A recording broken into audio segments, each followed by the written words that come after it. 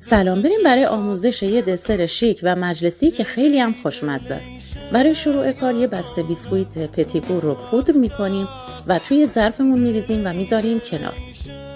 حالا یه مقدار شیر رو توی ظرف میریزیم، بهش شکر، زرده تخم مرغ، آرد و نشاسته ذرت اضافه میکنیم و حسابی با هم دیگه ترکیب میکنیم.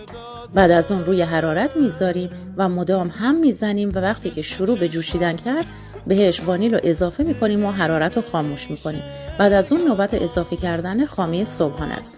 حسابی با هم دیگه ترکیب میکنیم. حالا از مواد شیریمون روی بیسکویت پودر شده میریزیم و اجازه میدیم حدود 2-3 ساعت توی یخچال بمونه. تو این فاصله شکر، نسکافه و آب جوش رو توی ظرف میریزیم و با همزن برقی هم میزنیم تا به همچین بافتی برسه. بعد از اون روی دسرمون رو باهاش تزیین میکنیم. اینم از دسر خوشمزه، راحت و فوری ما. نوش جان.